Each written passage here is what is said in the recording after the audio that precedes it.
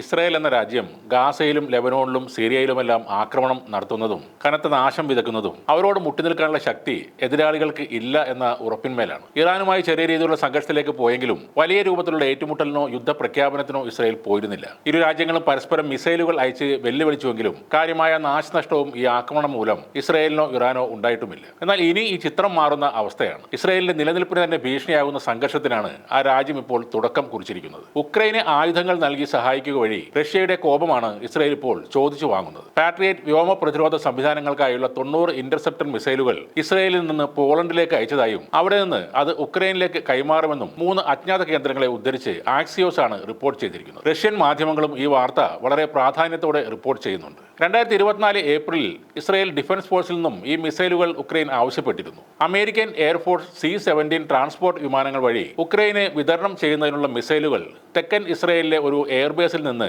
നാറ്റോയുടെ logistic ഹബ്ബായ പോളണ്ടിലെ റസേസോവിലേക്ക് അയച്ചതായാണ് റിപ്പോർട്ടുകൾ പറയുന്നത്. മിസൈലുകൾ ഉക്രൈനിലേക്ക് മാറ്റാനുള്ള ഇസ്രായേലിന്റെ തീരുമാനം ഇസ്രായേൽ റഷ്യയെ അറിയിച്ചതും തെറ്റിദ്ധരിപ്പിക്കുന്ന രീതിയിലാണ്. ഉക്രൈനിലേക്ക് നേരിട്ട് ആയുധങ്ങൾ വിതരണം ചെയ്യുകയല്ല, പകരം അറ്റകുറ്റപ്പണികൾക്കായി അമേരിക്കയിലേക്ക് പാട്രിയറ്റ് സിസ്റ്റം തിരികെ നൽകുക മാത്രമാണ് ചെയ്യുന്നതെന്നാണ് ഇസ്രായേൽ പറയുന്നത്. ഒരു അജ്ഞാത ഇസ്രായേലി ഉദ്യോഗസ്ഥനാണ് ഇക്കാര്യം വെളിപ്പെടുത്തിയത്. അതേസമയം അമേരിക്കയും യൂറോപ്യൻ കമാൻഡും ആക്സിയോസിന്റെ റിപ്പോർട്ടിൽ ഇതുവരെ പ്രതികരിച്ചിട്ടില്ല. ഈ വിഷയത്തിൽ റഷ്യയും ഇതുവരെ ഔദ്യോഗികമായി പ്രതികരണം നടത്തിയിട്ടില്ലെങ്കിലും റഷ്യൻ രഹസ്യാന്വേഷണ ഏജൻസികൾ ഇസ്രായേൽ നീക്കങ്ങൾ ഗൗരവമായി നിരീക്ഷിച്ചു വരികയാണ്. ഇസ്രായേലിന്റെ ഈ മനംമാറ്റം യാഥാർത്ഥ്യമാണെങ്കിൽ അത് അവരുടെ അവസാനത്തിന്റെ ആരംഭമാകുമെന്നാണ് മുൻ റഷ്യൻ ജനറൽ ഉൾപ്പെടെയുള്ളവർ പ്രതികരിച്ചിരിക്കുന്നത്. പാട്രിയറ്റ് മിസൈലുകൾ അമേരിക്കയിലേക്ക് തിരികെ എത്തിയതായി നെതന്യാഹുവിന്റെ ഒരു വക്താവ് ആക്സിയോസിനോട് സമ്മതിച്ചിട്ടുമുണ്ട്. എന്നാൽ അത് ഉക്രൈനെ കൈമാറിയിട്ടുണ്ടോ എന്ന് അറിയില്ലെന്നാണ് അദ്ദേഹം പറയുന്നത്. 2022 ഫെബ്രുവരിയിൽ റഷ്യ ഉക്രൈൻ സംഘർഷം രൂക്ഷമായതിനു ശേഷം ഉക്രൈനുള്ള ഏറ്റവും പ്രധാനപ്പെട്ട ഇസ്രായേൽ സംഭാവനയാണ് ഈ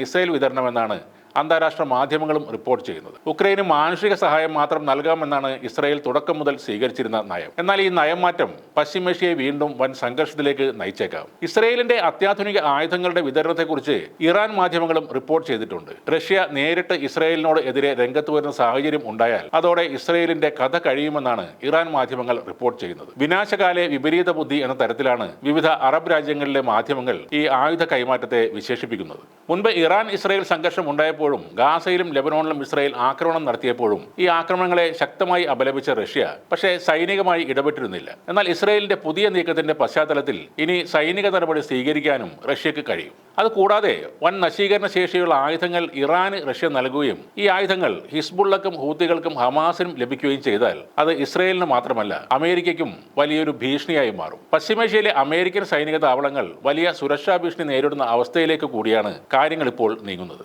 ഉക്രൈന് ആയുധം നൽകുന്നത് വൻ പ്രത്യാഘാതങ്ങൾ ഉണ്ടാക്കുമെന്നും ഉക്രൈനിലേക്ക് അയച്ച ഏതൊരു ആയുധവും നശിപ്പിക്കപ്പെടുമെന്നും UN-ലെ റഷ്യയുടെ പ്രതിനിധി വാസിലി നെബൻസിയ ഇതിനകം തന്നെ മുന്നറിയിപ്പ് നൽകിയിട്ടുമുണ്ട്. പുതിയ സാഹചര്യത്തിൽ സിറിയയിൽ നിന്നും ഇസ്രായേൽ കൈവശപ്പെടുത്തിയ ഗോലാൻ കുന്നുകളിലെ പ്രദേശം തിരിച്ചുപിടിക്കാൻ റഷ്യ ഇടപെടാനുള്ള സാധ്യതയും വർദ്ധിച്ചിരിക്കുകയാണ്. നിലവിലെ സിറിയൻ ഭരണകൂടം റഷ്യൻ സൈന്യത്തോട് സിറിയ വിട്ടു പോകരുതെന്ന് അഭ്യർത്ഥിച്ചിട്ടുണ്ട്. ഈ സാഹചര്യം റഷ്യൻ സൈന്യം ഉപയോഗപ്പെടുത്തിയാൽ പിടിച്ചെടുത്ത സ്ഥലം ഉപേക്ഷിച്ച് ഇസ്രായേൽ സൈന്യത്തിന് അവിടെ നിന്നും പലായനം ചെയ്യേണ്ടതായി വരും. അമേരിക്കൻ ആയുധ സംഭരണി കാലിയായി തുടങ്ങിയതോടെ ഡൊണാൾഡ് ട്രംപ് ഇടപെട്ട് ഇപ്പോൾ ഉക്രൈനുള്ള ആയുധ വിതരണം നിർത്തിവച്ചിട്ടുണ്ട്. നാറ്റോ സഖ്യത്തിലും യൂറോപ്യൻ യൂണിയനിലും ഉക്രൈനെ ഇനിയും സഹായിക്കുന്ന കാര്യത്തിൽ കടുത്ത ഭിന്നതയും ഉടലെടുത്തിട്ടുണ്ട്. അതിനിടെയാണ് ഇപ്പോൾ ജൂതനായ ഉക്രൈൻ പ്രസിഡന്റ് വ്ളാഡിമിർ സെലൻസ്കിയെ സഹായിക്കാനായി മറ്റൊരു ജൂതനായ നെതന്യാഹു എത്തുന്നത്. ചെറിയ സൈന്യങ്ങളുമായി ഏറ്റുമുട്ടി സ്വയം കേമന്മാരാണെന്ന് അഹങ്കരിക്കുന്ന ഇസ്രായേലിന്റെ പതനത്തിന് തുടക്കം കുറിക്കുന്ന തീരുമാനമാണിത്. കാരണം എതിരാളികളായി എത്തുന്നത് റഷ്യയാണ്. തീരുമാനങ്ങൾ എടുക്കുന്നത് സർവനാശം വിതക്കാൻ മനക്കരുത്തുള്ള